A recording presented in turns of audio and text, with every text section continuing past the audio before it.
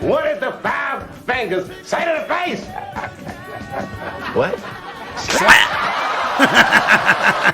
What did the five fingers say to the face, my brother, the Butter Baron? Slap. Charlie Murphy. Man, you know, it's funny. Back in the day, I didn't watch Chappelle's show much because of, you know, I was like working and shit back in the day when I was a productive member of society.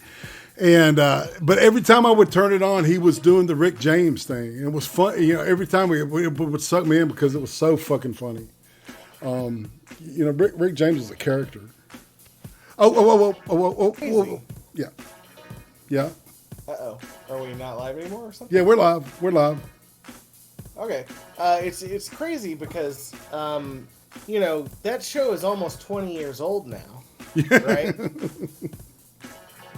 And it's still really considered one of the most hilarious things that anyone's seen. It's iconic. It's a meme, literally. You know? Yeah. Well, I mean, like they had the with the crackhead, the crackhead that was on Joe Rogan eating the horse dick and the balls, and they had R. Kelly. R. Kelly. You know, like, and it's funny because he did that joke back then, and then in modern day, you know, it's even funnier. That joke is still relevant. Like he's on Twitter. I'm fighting for my life. Like, what the fuck? No shit, man. No shit. Well, say hi to everybody. Man Squatch, what's up? Gulf City, Johnny Blaze, welcome. Brittany Breslin. No, that's Fartney Feslin. Yeah, Fartney Feslin. What happened to the Bredney? Is she no longer a Brednick?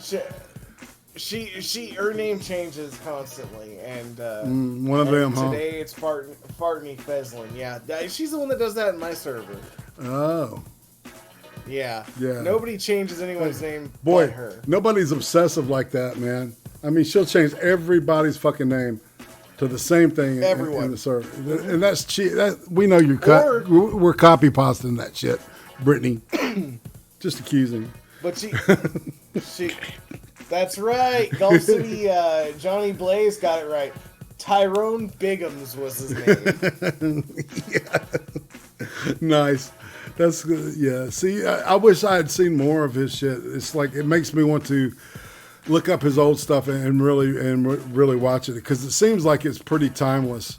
This dude has a great finger for, like, you know, essential philosophical points through through pop culture or current culture, right? Yeah.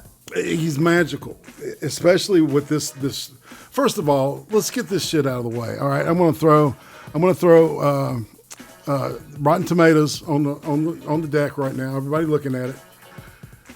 All right, the critics say 31%. They say it's edgy but empty. Go ahead. I was going to say edgy but empty. Sticks and stones won't break any bones, but I won't drink. It won't elicit much laughs. You know what I'm saying? Either. So. Yeah. That's somebody who was clenching their butthole while not laughing because it was pretty funny. Dude, that thing is funny from the fucking.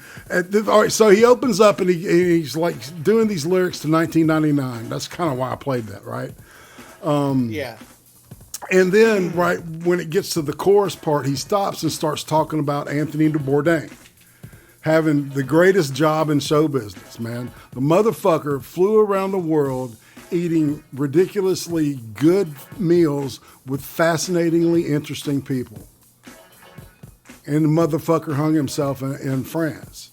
And then he contrasts it with this friend of his that he knew from high school who ended up in Ivy League college and went to law school. And in law school, he meets a woman, and Chappelle implies that he said, "Wait till after you're a fucking lawyer or something to that effect before you get married. Maybe you'll know about divorce and shit. And of course, the guy didn't wait. They fell in love, and so to make a long story short, the guy didn't make it out. He didn't get a law degree. He ended up divorced, and he said the dude had nothing. And she took half of it. I love that line. Now he's working at Foot Locker. Now he's working. And the point is, man, is that motherfucker, he hadn't killed himself. Out of all the people in the world that Dave Chappelle knows, this dude would be the one to do it, right? Because he's had a fall from grace. But no, Anthony Bourdain hung himself. Yeah, there was so yeah. The Rotten Tomatoes on this, right? Mm-hmm. That by far was one of the greatest things, because it used to have a 17%. They were all negative, and then now I looked at it today, and I'm scrolling through, and I see all these reviews from actual critics, and they're like, maybe this is something that was needed. You guys seem to be really, really, really angry about this. This is, it's good for comedy. You can say things. Okay, so...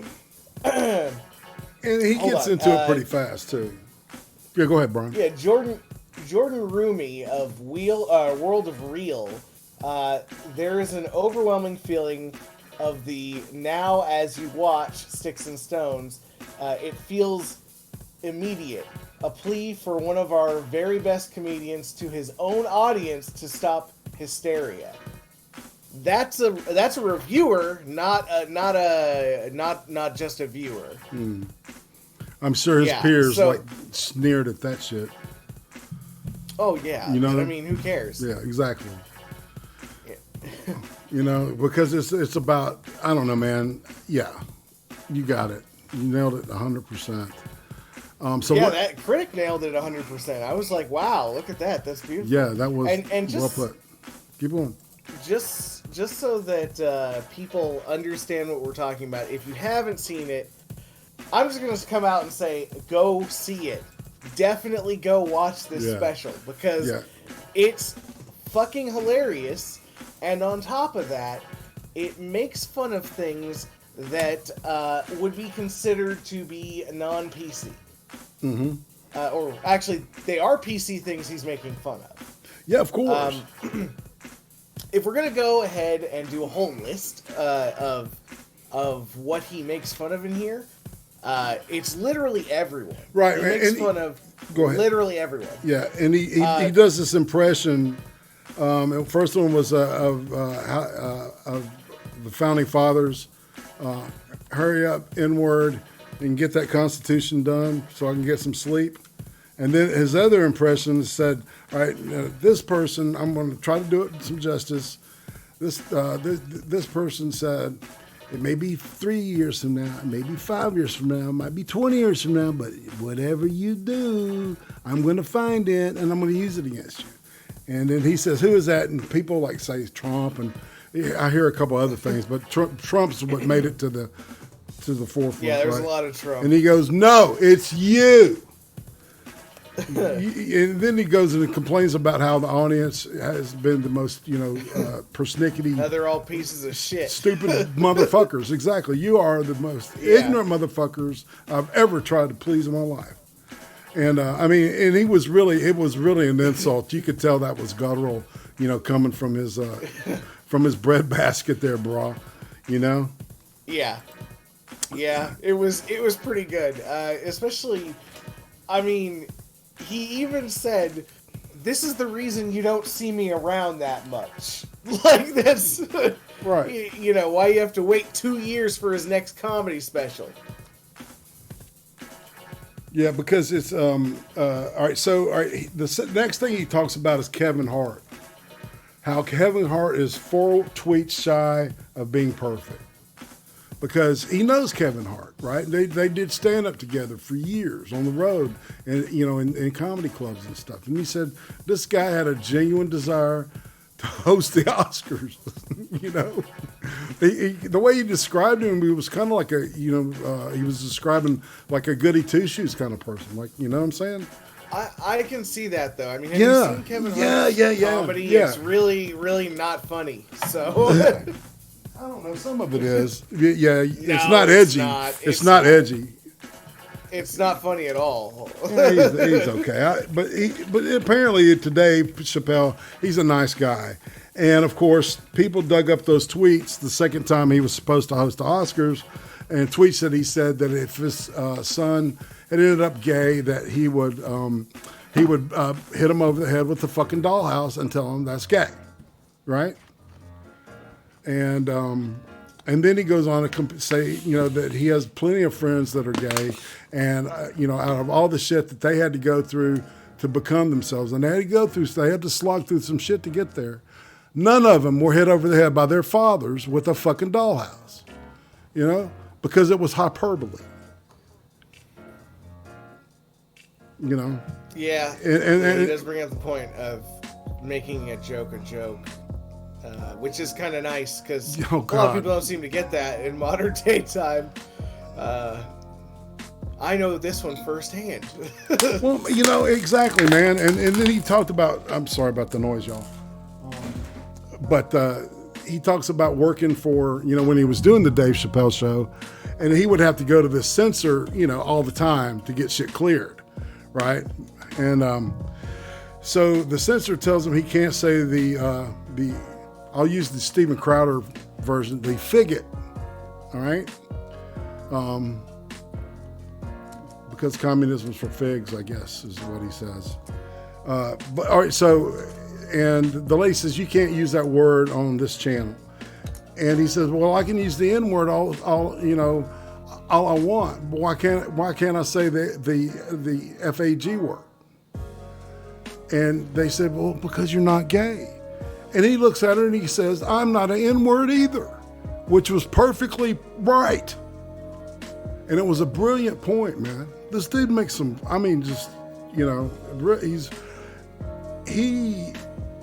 it's comics like this. It's Carlin, Lenny Bruce, and Chappelle, man, Richard Pryor. The list is, you can count Bill Hicks.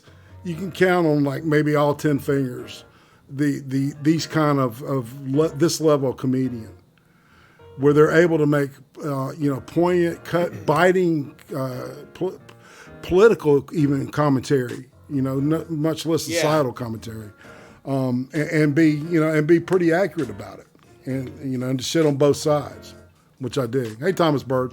Yeah, not just pull one side or the other. I think that's where you end up getting these lacking, like, who was that?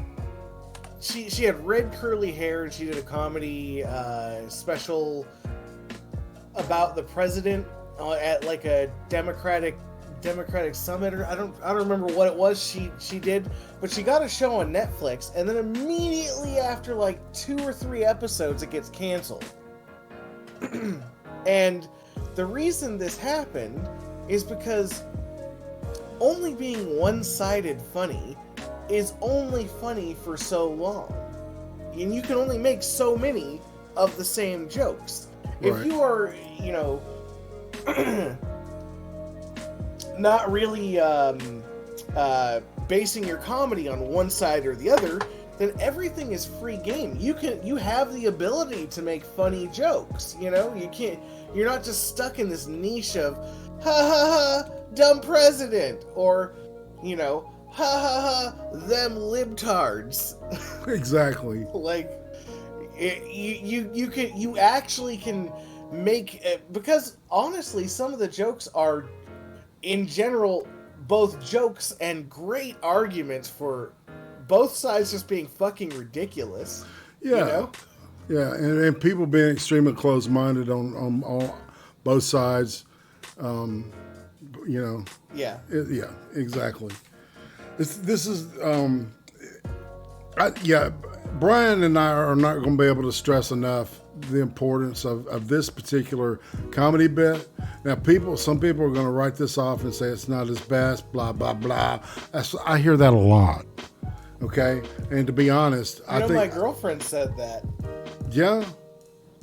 Yeah, you know what her biggest gripe was with the show? Was the transgender thing, where he was like... Them T's, man. Yeah, he was talking about... No, not the car thing, but after that. Right. Where he was talking about, I can't just go around and be an Asian man. I can't just change to that. And she said, well, it's not equivalent. And I'm like... It kind of is, man. It is. I mean, the way you see shit is like, it's common sense shit, really, you know? But it's common sense shit that we're not supposed to accept as common sense shit, right? Well, yeah, but I mean, so if you have to accept that somebody can change their gender from what their biological sex is, right? Mm-hmm. Then you have to accept that somebody can be born in the wrong race. Well, all right, Brian, I've got tits and a penis. Am I a trap? Yeah, but you're the ugliest fucking trap I've ever seen.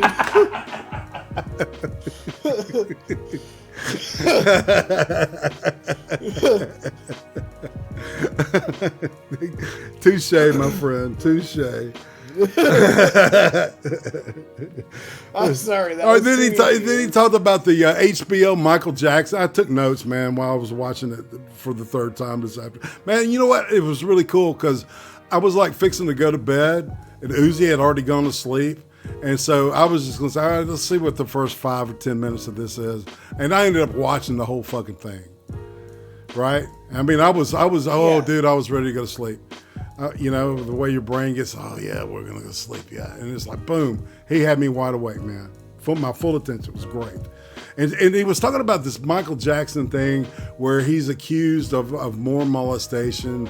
And he said it felt like that HBO was sticking baby dicks in his ears. And I just loved that image. It was funny as shit. You know? Do you mind if I invite anyone on early? I put the Discord out, and if they're in waiting, bring them in. Yeah, I think we've got an open house. This is something people would like to talk about. You know, what they thought of it and stuff like that. Because, you know, well, does Brittany have the balls to get in here? Yeah. I don't know. Brittany may not. Exactly. But I went ahead and put the Discord link out there, so you're gonna. Okay. I don't know. Do they jump in the green room and then we drag them in? Or how does that work? That's exactly how it works. Okay. Oh. You getting a call? Yeah. Would you mind covering for me just for 1 second? Thanks, brother. Yeah. So, guys, hello. Have any of you actually seen this? Hey. Because. Hey, Dad. I would really love to discuss it with you. I'm good. I'm kind of busy. Probably one of the best comedy shows I've seen. Wally's not here, though. I don't want to talk about it and make him lose his place. So I'm going to talk about the Bill Burr special that came out after that. Now, I'm not a huge fan of Bill Burr because some of the comedy he does is just like low-hanging fruit comedy. It's super easy. Like the get back in the kitchen jokes. They're funny once in a while, but kind of talentless after the 10th or 15th Okay, time, good. 15th time. But watching his special, Madison, I thought that that was probably the best Bill Burr special I've seen in a long time. It definitely was not as good as the Dave Chappelle special. Okay. But I would give the Bill Burr special probably like a solid 6.5, 7 out of 10. You know? Tell IRATE to mute the mic. Oh, shit. Is he... Okay, Daddy, I have to go. I'll call you back when I'm done, okay? Is he, That's right. I'll be there Saturday for the game, too. All right? Oh, shit, dude. Good. All right. I love you, too, and I'll see you then, all right? All right, bye-bye. Hi, y'all. I'm back. Yeah. IRATE. You, didn't mute yourself. on the stream. Oh, fuck. Okay. Well. Whoops-a-daisy. Fuck.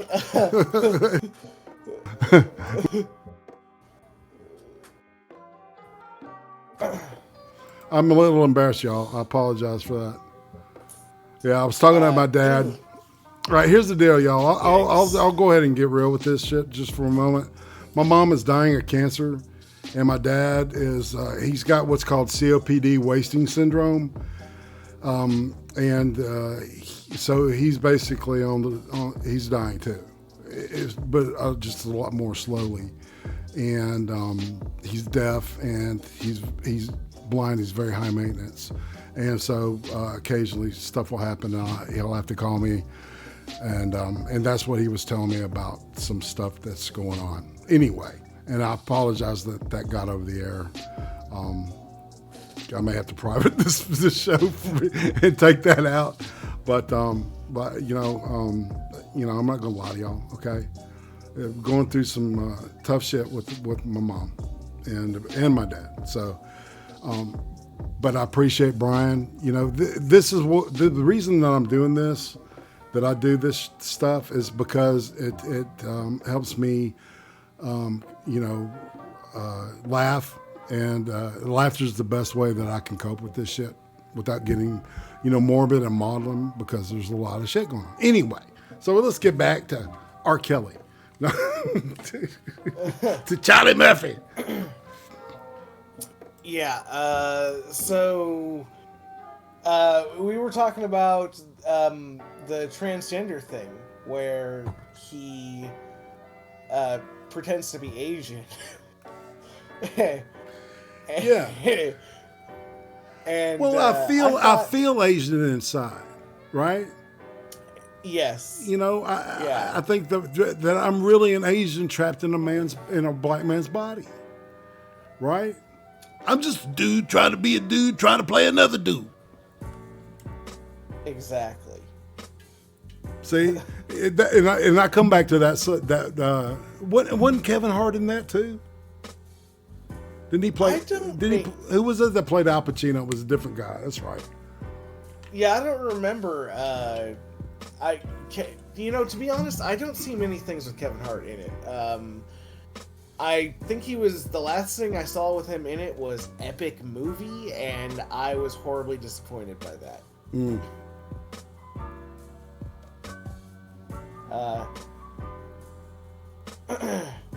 So basically, the transgender thing was pretty funny, but I noticed that on like Twitter and almost any news article that had come out, nobody was real happy about that, and I just, you've got an audience score of 99%. It's ridiculous. You've got, it's obvious that the media clearly does not reflect the general opinion and the state of modern day what is that called, culture, right. Mm-hmm. So you have I feel like internet culture got invaded by all of this political correctness. Well, and to be fair, it's also been invaded by Christians and all kinds of just fringe fucktardery, right? Oh no! Mindsets. No, look, that's political what correctness. Yeah. Political correctness includes the Christian side of that argument, which is, you got a point. Games cause people to shoot people, like that type of shit. Right. So yeah, I think that the online culture got that way, and then the media just was something that should be explained about news. In 2012, there was a show called Newsroom, right? Yeah. And in 2012, and HBO was actually good. Showed. Yeah, they did more journalistic. What is that called? Journalistic. I don't know why I'm blanking right now. Journalism. Integrity. Integrity. Yeah, journalistic integrity. They showed more journalistic integrity than the actual news stations by having more journalists, real people who go out and see what's going on in the world, working for them than anyone like CNN, Fox, or anyone else. All the other channels in about 2011 got rid of their actual journalism wings. All it is spin from Twitter and Facebook. That is it. There's literally nothing else. That's the news now, guys. So, I don't know what to tell you, but mostly what you're hearing from the news and from what is considered, I would call this popular internet culture, is not real life at all. And it's sort of, when I see these people, they come in and they're either, Zimzer, Zai, whatever, or on the other side, they come in and they're like, taxes are theft. And you're like, okay, what the fuck? Yeah. Or those damn libtards, they did it again. Yeah. And, did you see what AOC said today? Like, I'm just like, you guys. Well, here's the deal. All right, the left has fucked up Christmas for us. The Christian right has fucked up Halloween down in the South. You know what Halloween is? You go to church and you give candy out of your goddamn trunk here. Right? Instead of doing what we did was we went around the neighborhood with a fucking pillowcase. We got as much candy as we could. And then when all the lights went out, we went back out with toilet paper and eggs and we fucking rolled the fucking, neighborhood. Like kids are supposed to do. God damn it. See, that pisses me off about Halloween, man. I used to have a ball on Halloween. Now it's meh. Sorry about that left turn, dude. What about the Jussie Smollett case? We refer to him as a foreign man. Jussie Smollett. Jussie Smollett. Sommelier. I think he's a sommelier, like a wine taster, a wine dude. Yeah. Oh, dude, that was a great bit. Yeah, I think that I'm really glad Netflix is able to keep that up, even though he said Jussie Smollett. Yeah. Everyone knew who he was talking about, and arguably, if you were to try and sue Netflix over that, you could probably get away with it. Well, think about it. All right, the dude is right though. He's like, all right. I know a lot of African Americans. Okay, I've got a couple of friends that are actual friends of mine that are black, and they hate cold. They cannot stand being cold. Right? It's and. Ooh. So woke take, bro. Yeah, it's woke as fuck, man. just saying. It's a thing. We've talked about it. In a joking way. And so Jussie Smollett takes a stroll at 2:00 in the morning in Chicago when it's 13 below zero. That's 13 degrees below zero. That's pretty fucking cold, right? You don't go walking at 2:00 in the morning? And 13? And he was attacked by dudes in MAGA hats, calling him the N-word, putting a noose around his neck, and pouring bleach on him. Right? Look, Walgreens is 24 hours, man. I'm just saying. Maybe he was getting some oxy. It was midnight. My oxy's ready. Oh, no. I can go pick it up right now because the clock turned over and my days are up. Yay! Exactly. It's 30 days. Yay! I can do it. And then it turned out that they caught the guys that actually did it, and then they were Nigerians. And he does this wonderful imitation in a Nigerian accent of how that conversation was supposed to have happened, right? And it's funny as shit, man. He had me. This whole thing had me laughing from the very beginning to the end. I didn't understand the after credit thing that he said though, Brian. What do you mean? What do you mean by after? After the credits, he says a little phrase, and I don't understand what it meant. And I can't. What was the phrase? I can't remember it. All right, hold on. Let me look it up and make sure I don't fuck it up. Unless somebody in the chat can remember it, and it'll take 20 seconds for them to hear this. So, Hey, Gulf City Giga nigga. Or Giga Gulf City nigga. 69, whatever your name is. Hello. What up, fam? Screw me 331. That's great, man. Oh.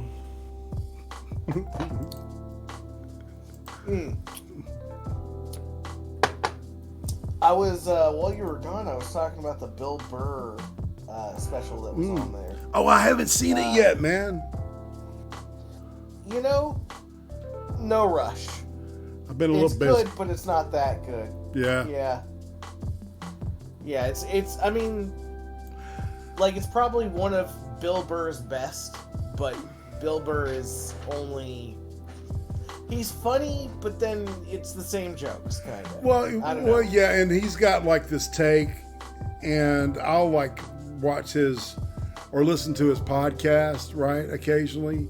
Yeah. Right, and so it's like I would probably not enjoy the stand-up as much as I enjoy the podcast, because the podcast gives me a more, I don't know, three-dimensional, feel of this guy instead of the stand-up part. Whereas, see, Chappelle, some people just can do that, man.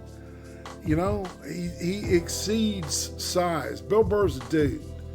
But I'll be honest with you, there's something, I would not say supernatural, but there's something about Dave Chappelle that's special, right?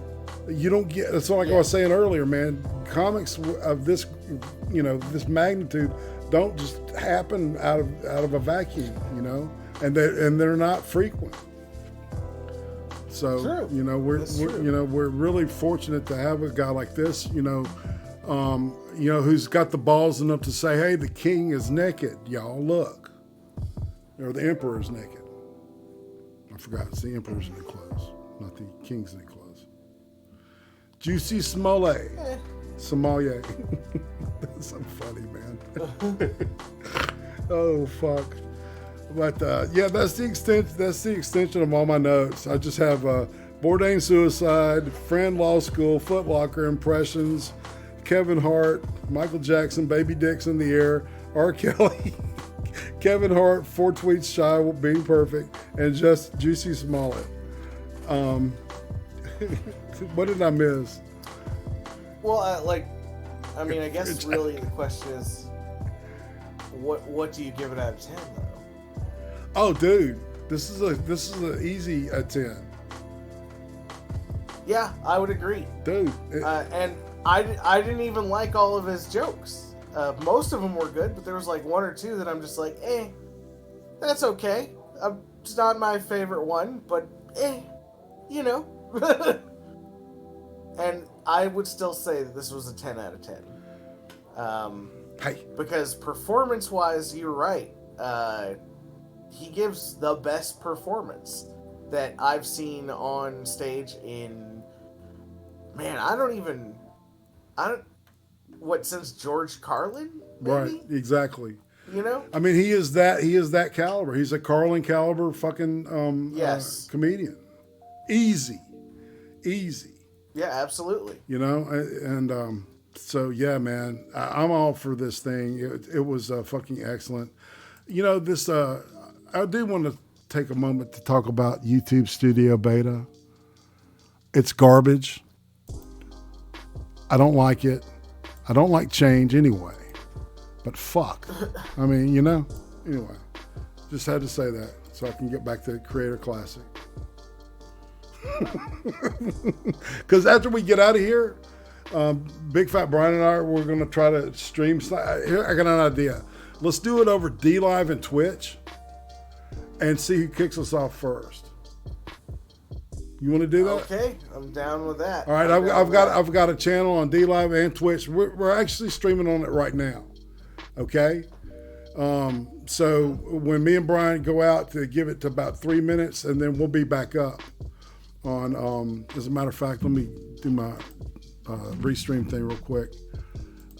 Dave Chappelle. Yeah. Yeah, this is a fantastic comedy, and I think that the fact that it came when it did is probably the most important thing about it, you know? Oh, absolutely. And here's the best part. When we do switch over to that other stream, the Dave Chappelle comedy sketch, the whole thing, is applicable to it, which is fucking ridiculous. All right, now I'm gonna a tweet will go out when we go live on this thing, and it'll give the it's putting my D Live and my Twitch URLs down there. All right. Democrat, what's it called? Debate. Snipe. Live now. Okay, and we'll update that. I really like going through Restream. It seems to be fun. And are you? And now let's go ahead and we'll go ahead and go to my ending ad, and then we'll head out and get into that. All right. So let's do that. All right, ready? Thug Life fam. Love y'all, fam. And you know, it's like apologize about that deal with the telephone call. Just dealing with a lot right now. I appreciate y'all being nice to me. That's awesome. All right, so remember, you got to watch my shit. Every week on Friday, midnight Eastern, the Cream Stream, the weekly world news for YouTube. Sundays, 5 p.m. Eastern, the ice cream interviews, fascinating people, fascinating people. Thursdays, 8 p.m. Eastern, hot takes with the Butter Baron, watching horrible shit so you don't have to. Subscribe to IRATE Prostate now.